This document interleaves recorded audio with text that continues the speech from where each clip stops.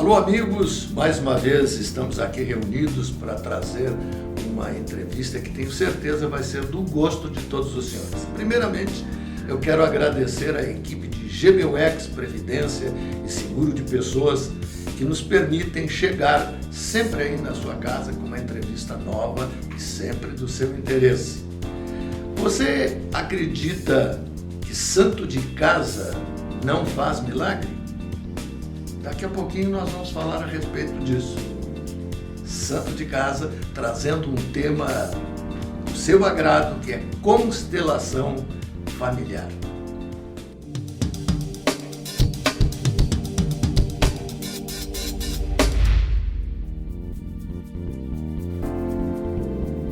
Pois, meus amigos, eu lhes prometi, na abertura dessa entrevista, que iria falar a respeito de um velho ditado.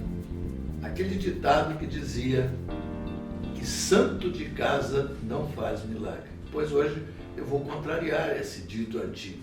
Santo de casa faz milagre, sim. Né? O milagre da vida melhorando a cada instante. E eu tenho a grande felicidade e a honra de que duas das minhas filhas, as minhas duas filhas mulheres, no caso, são consteladoras. Trabalham com constelação familiar, que em seguida nós vamos esmiuçar e vamos explicar aos senhores como é que isso funciona. Hoje nos dá o prazer de estar conosco, abrindo as portas desse seu recanto tão bonito, Cibele Rose Tubino, minha filha caçula. Está aí, santo de casa, conversando com a gente. Tudo bom, Cibele? Tudo bem, pai. Primeiro eu agradeço a oportunidade, o convite para estar aqui no Tubino Entrevista. E vamos conversar um pouquinho então sobre a constelação familiar, essa prática agora tão familiar, né, para nossa família. Começando em casa, então, Isso. o trabalho. Tá certo. Eu te pergunto assim, as pessoas que estão nos assistindo e que não ouviram, aí só ouviram falar, mas não têm um conhecimento mais aprofundado, eu gostaria que tu nos dissesse o que é constelação familiar. Sim, bom, a constelação familiar, ela é uma técnica terapêutica, né? É uma visão terapêutica aplicada, mas eu gosto da definição de constelação familiar como uma ciência dos relacionamentos, né? Que ela traz para o consciente padrões de comportamento inconscientes. Então é uma forma da gente conseguir visualizar algum aspecto que está meio obscuro de como comportamento. Uma memória atávica, uma coisa que veio lá de trás, é isso? Isso, é algum padrão, né? Normalmente a gente diz que são emaranhamentos sistêmicos, né? E logo em seguida eu vou falar um pouquinho mais então sobre essa visão sistêmica, né? Que quando a gente nasce numa família, a gente já nasce então num campo, né, familiar de informações. Então, neste campo familiar, muitas coisas, muitos comportamentos, muitas memórias que a gente traz já estão impressas, digamos assim, neste campo de informações da família. Então, muitas coisas às vezes que a gente acha, né? Ah, mas essa personalidade assim é minha, é nata, né? Eu trago essa forma de agir no mundo, essa forma de sentir, essa forma de pensar, e muitas vezes esses padrões eles são muito mais antigos e repetitivos no nosso sistema do que a gente pode imaginar. Estou repetindo gestos, ações, coisas que vieram no meu DNA. Isso, tipo. Exatamente. Eu esqueci de dizer aos senhores, né, para não me exibir demais, né?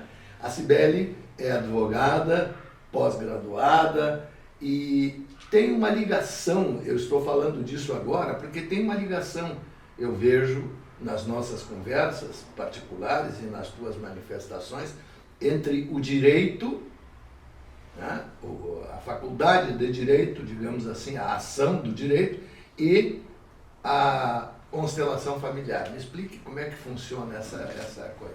Sim, na verdade, eu conheci as constelações familiares pelo direito. Então, sempre busquei, desde a época da graduação, explicações mais profundas sobre os conflitos humanos, né? e fiz um trabalho dentro do presídio feminino durante muito tempo para tentar entender alguns padrões repetitivos de comportamento, né? A origem, digamos assim, dos conflitos. Então, as constelações, elas surgiram, então, no judiciário brasileiro através de um juiz do Tribunal de Justiça da Bahia, chamado Sam Storch. Desde 2012, então, o Sam, ele aplica as constelações familiares nas audiências dele. E o que tem se notado desde então foram resultados incríveis, né, nos processos, principalmente envolvendo questões familiares, exatamente por causa disso.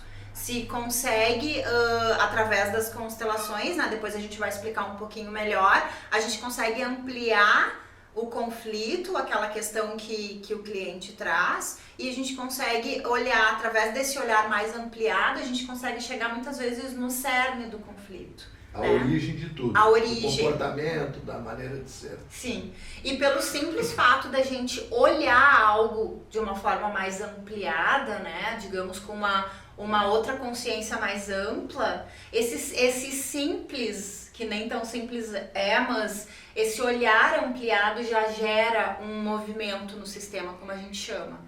E isso pode promover a verdadeira reconciliação das relações, né? Isso não iria, digamos assim, diminuir ou acabar praticamente com essas separações e coisas anímicas, né? Que a pessoa solta para fora sem saber o que está acontecendo? Na verdade, diz em relação a separações, divórcios e... Menos atrito através da terapia pode-se equilibrar esse relacionamento? Sim. Uma coisa que eu sempre falo, né? O diálogo é algo que é fundamental nas relações e o diálogo, seja ele qual for, né? Então, eu digo, às vezes a gente precisa de um diálogo mais acalorado, né? Uma discussão para resolver coisas, né? Eu acho muito melhor, então, a gente dialogar do que silenciar. E as constelações, elas possibilitam, dependendo da abertura no caso de um processo judicial, né? Principalmente questões envolvendo questões de família que a gente sabe que são mais delicadas, né? Depende muito da abertura das partes em querer realmente olhar de outra forma para aquele conflito. Isso é muito pessoal, né? A gente não interfere nem como constelador e, no meu caso, nem como advogada, né? A gente não pode interferir na decisão do cliente, é ele, né, por sua vontade, que vai optar, olha, eu gostaria de olhar além deste conflito. Eu vejo, muitas vezes tem pessoas que já dizem, eu vejo que isso é um padrão que se repete. Quando a pessoa já tem essa consciência de que aquilo que está acontecendo com ela é algo que já se repete no sistema dela ou na vida dela mesma, ela já viu aquilo muitas vezes e ela não consegue compreender por quê, que aquilo sempre acaba voltando àquela situação, isso já é meio caminho andado, que é o desejo da pessoa de realmente ampliar o olhar para determinada questão. Qual é o papel do Bert Hellinger, né? Bert Hellinger, isso. Qual é o papel dele nesta explosão, né, que surgiu no mundo há pouco tempo e que já está tomando conta, que é esta terapia, né, voltada aí para essa constelação familiar? Sim. Bom, o Bert Hellinger, ele, na verdade, a gente diz que ele não criou o método das constelações, mas o que a gente entende hoje, que é o que eu trabalho, constelação familiar, sim. Essa forma de percepção foi ele que teve. Então, o Bert Hellinger faleceu em setembro do ano passado, com 93 anos, né? Foi atuante até o final da sua vida, seguiu produzindo diversas obras e trabalhando com as constelações de uma forma cada vez mais profunda, né? Bert Hellinger era alemão e ele tinha uma formação multidisciplinar. Então, ele era pedagogo, era teólogo, ele viveu numa tribo de Zulus na África do Sul durante 16 anos, observando os comportamentos humanos. Então a gente diz que as constelações, ela tem essa característica fenomenológica porque ela é prática. Muitas das leis, então, que Bert Hellinger percebeu... Codificou, no caso? Exatamente, né? Que é a diferenciação, no caso das constelações familiares, no formato que a gente tem hoje, né, que Bert Hellinger, então, ele codificou essas leis que elas regem todo o trabalho das constelações, que são as chamadas leis do amor, né? Então, são 3 leis, né, que funcionam assim.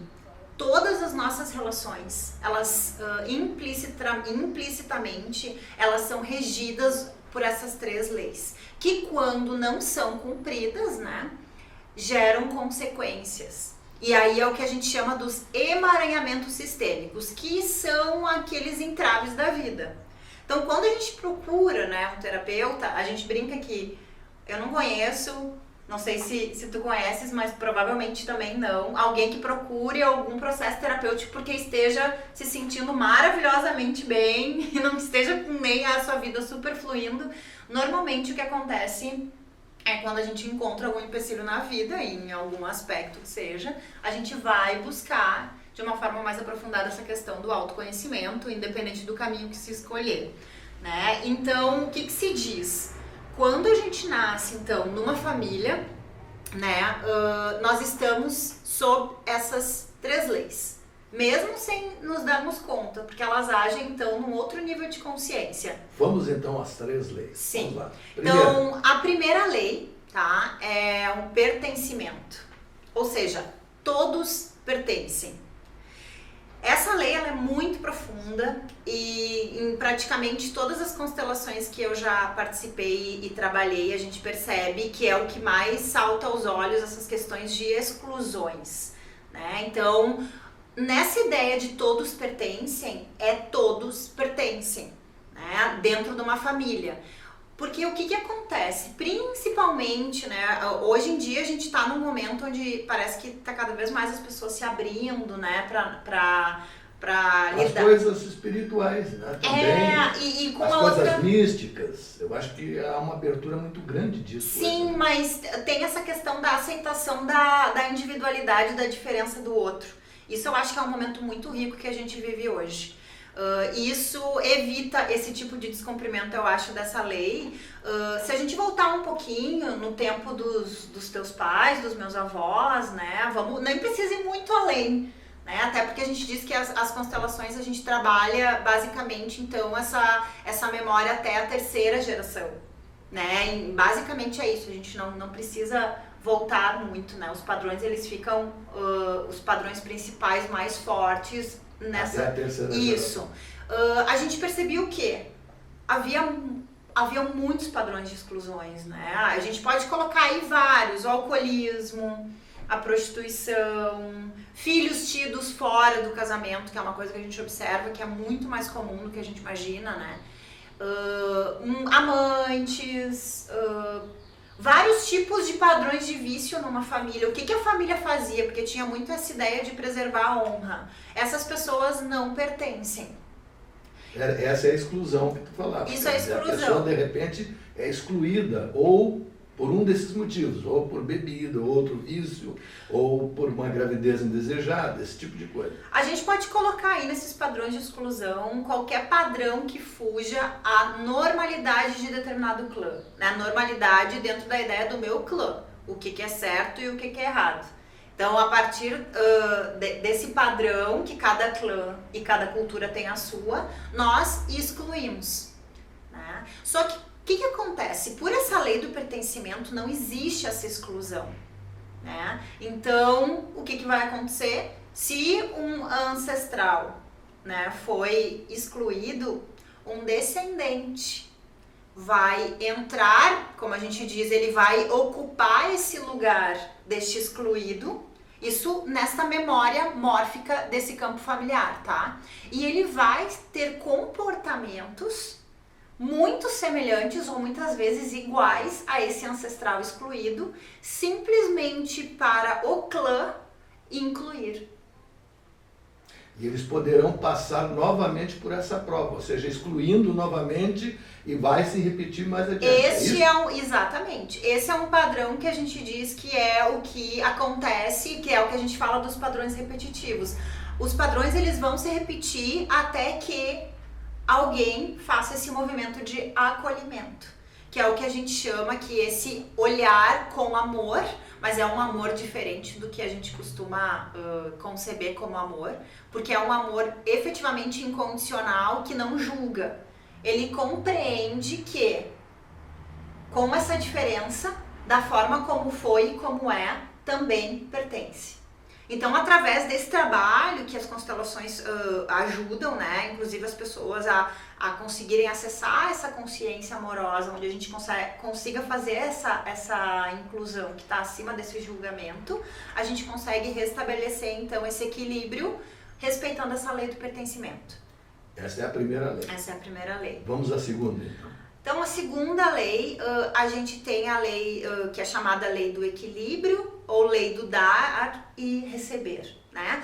Essa lei do dar e do receber, ela é uma lei também, né, que rege todas as relações. Quando eu dou algo para alguém, instintivamente a pessoa quer me retribuir, né? E essa lei, ela permeia todas as relações, né? E quando a gente consegue perceber o equilíbrio saudável dessa troca, as relações elas se estabelecem de uma forma saudável e os vínculos se tornam duradouros, né? De uma forma saudável. Mas são muito sutis, né, esses desequilíbrios nessa lei. Então, o que a gente percebe? Eu vou dar um exemplo prático, por exemplo, em relação a um divórcio. Uma coisa que, de repente, alguém que está nos assistindo se identifique, né? Muitos divórcios a gente percebe que se dão por um desequilíbrio entre um dos cônjuges, né? Então, um às vezes dá demais e o outro não consegue corresponder e acaba acontecendo uma ruptura, um desequilíbrio. Então, é muito importante em todas as nossas relações a gente estar atento, né? E aí tem toda uma dinâmica interna de por que eu dou demais, por que eu dou tanto, né? Quem eu tô querendo agradar efetivamente, por que eu preciso dar tanto para achar que assim eu vou ser amada, vou ser querida, vou ser aceita pelo outro, né? E essa outra pessoa não pode estar se sentindo, neste caso, rejeitada? Sim. Ou não merecedora, melhor do que rejeitada, assim, não merecedora daquilo que está recebendo? Com certeza, porque quando há um desequilíbrio de alguém que dá demais, né, e alguém que recebe demais e não consegue retribuir, claro, eu tô falando aqui em linhas gerais, isso tudo só realmente a gente conseguindo abrir numa constelação pra gente verificar quais são os padrões internos de cada indivíduo que tá por trás disso, né?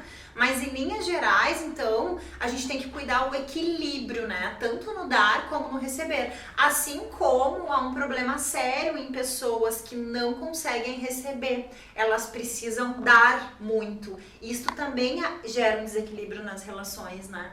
Então, é um processo de autoconhecimento. Que eu vou conseguir entender por que eu tenho tanta dificuldade de receber, né? Ou às vezes, por que eu também não consigo dar. Então, isso tudo a gente vai conseguindo, através desse olhar mais ampliado, descobrir esses comportamentos, tá? Vamos à terceira. Vamos à terceira. Então, a terceira ordem, né, é a ordem, então, da hierarquia, tá? Eu tenho aqui um banner, tá? Que eu gosto de utilizar. Esse é um banner que eu acho que ele é muito bom para ilustrar isso tudo que a gente está falando, né? Então, o que seria este banner, né? Vamos pensar aqui. Eu sou este boneco aqui, né? Cada um de nós é esse boneco aqui. E aqui eu tô falando, essas corzinhas, tá? Eu tô falando em relação a DNA, a célula, né? A nossa composição, nós somos compostos de 50%, né, papai e 50% mamãe. Isso já é uma informação muito importante, né? Porque nas constelações a gente vê muito claro isso, que o problema central de todos os emaranhamentos é sempre exclusão, né, destas figuras aqui. Em algum nível eu nego alguma parte que venha da minha linhagem paterna ou da minha linhagem materna. E quando eu nego algum desses aspectos, é como eu expliquei na primeira lei. Eu estou excluindo algo, né? Quando eu falo de inclusão, é abrir o coração, né? É ampliar a consciência e aceitar tudo que veio pra mim do jeito que veio. E entender que o meu pai passou o que ele recebeu dos pais dele, a minha mãe da mesma forma, e aqui vai seguindo então essa linhagem, né, dos meus ancestrais, são todos antepassados. E isso é muito importante, aí entrando na terceira lei da hierarquia, né, que então a hierarquia traz essa ideia. A vida, então, digamos assim, a vida vai fluindo primeiro pelos nossos antepassados, né, mais antigos, e ela vai passando, vai passando e vai passando, e ela chega até os nossos avós, até os nossos pais, e ela vem até nós.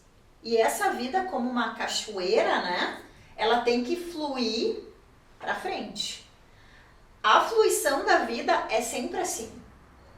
O que a gente observa, né? Que quando ela não tá fluindo assim, é porque teve algum descumprimento dessas 3 leis que a gente falou em algum momento aqui. É como se houvesse um buraco, um vazio naquele que foi... Que atravanca esse fluxo. Porque tem como a gente diz, né? Tem uma barreira, tem um não. Em algum momento tem uma exclusão aqui que fez com que estancasse o fluxo da vida. E a vida vai chegando, então, né? E repetindo coisas dos anteriores sem entender por quê. E normalmente, né? Quem traz esses padrões mais fortes, por exemplo, aqui, né? Tem alguma questão com os meus avós maternos, né? E que não foi olhado, e que a família nem fala, porque isso é muito comum, né? Às vezes é uma coisa muito forte que aconteceu e a família nem toca nesse assunto, né? É um medo, é um segredo de familiar. O reconhecimento. Exatamente. O que acontece?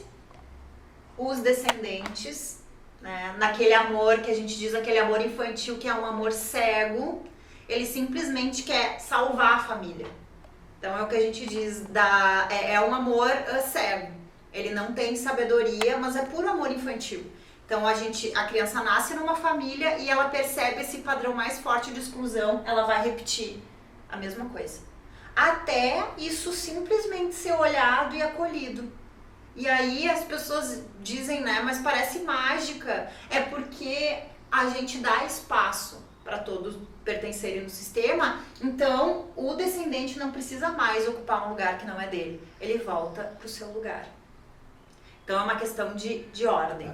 Palavras em hierarquia. Hierarquia, digamos assim, nos prepara para entender que tem chefe, que tem um que manda mais que o outro, coisa assim, né? O pessoal até faz uma relação, acha que hierarquia é só coisa de militar, é só coisa do quartel. Não, a hierarquia se estabelece em todas as ações, em todos os conjuntos, não é verdade? Sim.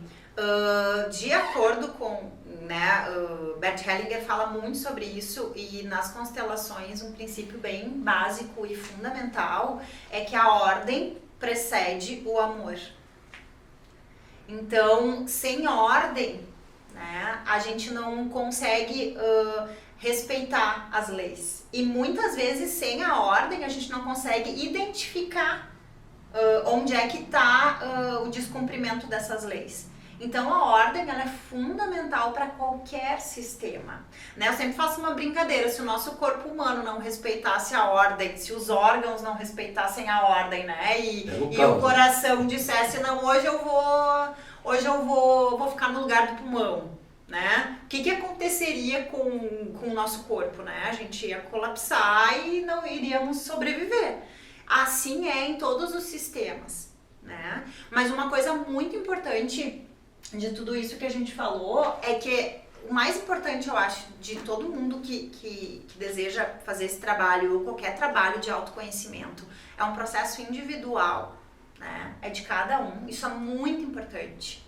Então, eu decido... do desejo de eu quero mudar, eu quero aperfeiçoar-me. Isso é muito importante, né? Essa coisa de constelação, e eu conheço muitos profissionais que também pensam assim, né? Eu trabalho assim, não é mágica, né? Não é feitiçaria, não é algo que eu vou outorgar para outra pessoa esse poder de resolver os meus problemas, né? Nós, enquanto consteladores, nós somos facilitadores dessa ampliação de olhar. Então a gente acompanha alguém para ela mesma, né, conseguir ampliar a sua visão sobre alguma questão que ela esteja querendo resolver ou olhar de uma forma mais ampliada na sua vida, né? Vou te fazer um pedido. Nos explique uma reunião, uma ação terapêutica. Eu chego aqui, estou com uma questão e quero participar. Há convidados, tragam outras pessoas. Como é que funciona isso, por favor? Sim, então assim, eu trabalho de duas formas, tá, nesse atendimento. Eu trabalho com os atendimentos em grupo, né, até faz bastante tempo que eu faço esses atendimentos, né, e fazemos workshops também. E nesses atendimentos em grupo, quando alguma pessoa me traz alguma questão, né, que ela gostaria de olhar de uma forma mais ampliada, né, nós convidamos então outros participantes do grupo, né, para ajudarem nessa representação. E o fantástico, e aí eu Isso sempre... seria como uma espécie, desculpa, como uma espécie de teatro? Nós diríamos, quando vai tirar a máscara. Na verdade, não é bem isso, né? São duas coisas, às vezes, que as pessoas me perguntam, né? Ah, mas isso é como se fosse um centro espírita? Ah, mas isso é como se fosse um teatro? O que acontece, né? Dentro dessa ideia de nós nascemos, então, num campo de informações, esse campo, né, se chama de um campo morfogenético. Essa teoria de campo morfogenético foi trazida por um biólogo, Rupert Sheldrake, que é um campo de memórias, onde todos os lugares onde a gente está, né, isso já tem muito relação com a questão da física quântica mesmo, né, existe uma memória nesse campo, tudo é energia. Então, onde eu estou existe uma memória. Quando eu decido olhar para alguma questão minha inconsciente e eu libero esse campo de informações dessa questão, esse campo, então, ele é representado nesse espaço aonde nós fazemos essa constelação.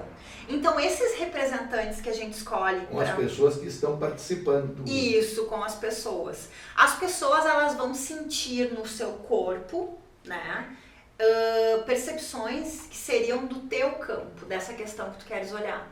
E é fantástico, e por isso que às vezes as pessoas perguntam, né, ah, mas isso não tem a ver com espiritismo, com... Assim, eu não trabalho dessa forma, né, com esse entendimento. Eu realmente acredito e respeito a crença de todas as pessoas, né, os nossos grupos são grupos sem sectarismo mesmo, porque a ideia realmente é esse processo de trazer do nosso inconsciente, né, algo para o consciente para a gente compreender de uma outra forma. Um processo terapêutico. Isso, a ideia é essa. Então, com pessoas, as pessoas representam, né, essas informações do campo, e eu também trabalho com atendimento individual. Eu acho bastante curioso, gostaria que tu nos narrasse, explica.